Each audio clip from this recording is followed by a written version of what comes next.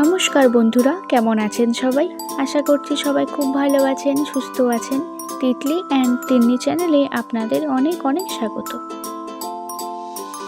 আরও একটি নতুন ভিডিওতে সবাইকে স্বাগত জানিয়ে আজকের ভিডিওটি শুরু করছি। যেই দিনের ভিডিওটি শেয়ার করছি দিনটি ছিল রবিবার, আর রবিবার মানে ছুটির দিন। বন্ধুরা, যারা আমার এই ভিডিওটি প্রথমবার দেখছেন তাদেরকে আমার চ্যানেলে অনেক অনেক স্বাগত। চ্যানেলটি ভালো লাগলে একটি লাইক করে পাশে থাকবেন। আজ সকালবেলায় বাইরে এসে দেখছি আকাশটা ভীষণ সুন্দর, তার সাথে এখানে দেখা যাচ্ছে ছোট ছোট যে ধনেপাতা। এই ধনেপাতাগুলো খুব দেরিতেই লাগানো হয়েছে। প্রত্যেকবার শীতেই কিছু না কিছু লাগানো হয়, কিন্তু এবার আর শীতে কিছু লাগানো হয়নি। খুব দেরিতে এই ধনেপাতার বিচনগুলো দেওয়া হয়েছে, তাই দেরিতেই হচ্ছে। বাজার থেকে তো এই সময় অনেক রকমের সবজি পাওয়া যায়, সাথে ধনিয়া পাতাও পাওয়া যায়, কিন্তু নিজের বাড়ির লাগানো সবজির কিন্তু স্বাদই আলাদা। এরপর ঘরে এসে দেখছি তিতলি তিন্নি দুজনেই খেলায় ব্যস্ত। সকাল সকাল ওদের স্নান হয়ে গেছে, খাওয়াও হয়ে গেছে, আর আমার বাকি দুপুরে রান্না। তো ওরা এখানে একটু খেলতে থাকুক, আর আমি দুপুরে রান্নাটাও চটপট সেরে নিই। এরপর দুপুরে রান্না সেরে বাচ্চাদেরকে খাইয়ে এরপর আমাদের বেরোনোর পালা।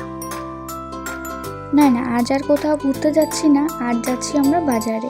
কেননা দেখতে দেখতে তো তিন্নির 2 বছর কমপ্লিট হয়ে গেছে, আর এবছর সরস্বতী পুজোতেই ভেবেছি তিন্নির হাতে খড়িটাও দিয়ে দেবো।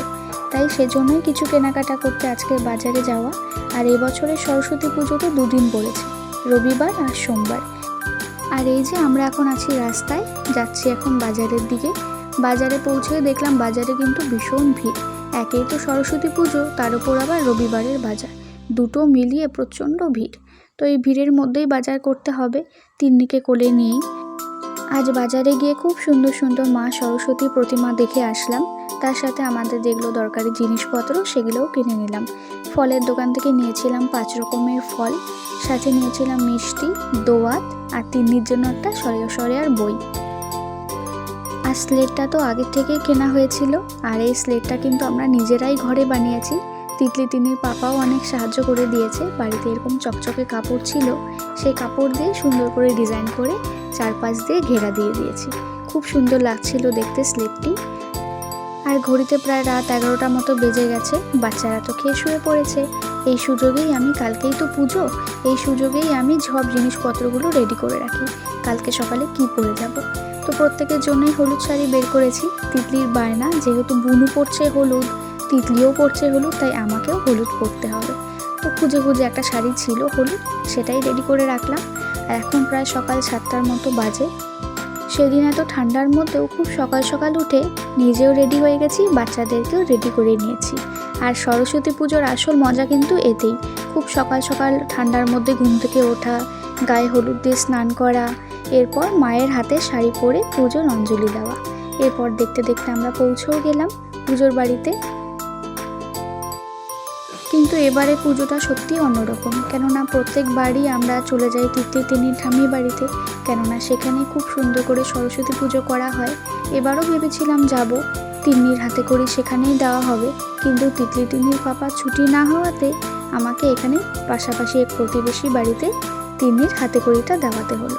তো সেখানে তো পুজো প্রায় শেষ হয়ে গেছে, আর তিন্নির শুরু হবে এখন হাতে খড়ি দেওয়া। আর তিতলি তিন্নির ঠাম্মি বাড়িতেও খুব সুন্দর করেই সরস্বতী পুজো করা হয়, আমরাই আয়োজন করি। যদিও খুব ইচ্ছে ছিল এবারও গিয়ে সরস্বতী পুজো করা, তিন্নির হাতে খড়ি সেখানেই গিয়ে দেওয়া, কিন্তু সময়ের অভাবে ছুটির জন্য তিতলি তিন্নির পাপা তো যেতে পারলো না, তাই মনটাও একটু খারাপ। তো যাই হোক, এই প্রতিবেশী বাড়িতে কিন্তু তিতলির হাতে খড়িটা দেওয়ানো হলো। আজ থেকেই শুরু তিন্নির প্রথম অক্ষর চেনা হাতে খড়ি দিয়ে। এরপর একে একে আরও অনেক দূর এগোতে হবে। মা সরস্বতীর কাছে একটাই প্রার্থনা, তিন্নি যেন মন দিয়ে পড়াশোনা করে জীবনে অনেক বড় হয়। সাথে আপনারাও সবাই আশীর্বাদ করবেন যেন তিন্নি খুব ভালো হয়, জীবনে অনেক বড় হতে পারে। আর আমরা তো ছোটোবেলায় সব ঠাকুরের থেকে মা সরস্বতীকে একটু বেশি ভয় পেতাম, কেননা জ্ঞান ও বিদ্যার দেবী সরস্বতী, তার পুজোর মন্ত্র বা অঞ্জলির মন্ত্র ভুল হলেই ব্যাস মনে একটা ভয় কাজ করে। আর পুজোর আগে তো কুল খাওয়া একেবারেই চলতো না, সেই মতো তিতলিকেও শিখিয়ে দিয়েছি সরস্বতী পুজোর আগে কুল না খেতে, আর পুজোর মন্ত্র জোরে জোরে বলে অঞ্জলি দিতে। তো এখানে আমাদের পুজোও হয়ে গেছে, অঞ্জলিও হয়ে গেছে। আর এখানে তিতলি সুন্দর করে অঞ্জলি দেওয়া হয়ে গেছে, তিন্নির হাতে খড়িও দেওয়া হয়ে গেল। খুব সুন্দর করে পুজোটা কাটলো। আর আপনাদের পুজো কেমন কাটলো সেটা নিশ্চয়ই জানাতে ভুলবেন না। ভিডিওটা এখানেই শেষ করছি। ভিডিওটি ভালো লাগলে অবশ্যই একটি লাইক করে সাবস্ক্রাইব করে পাশে থাকবেন। আবারও দেখা হবে পরের ভিডিওতে।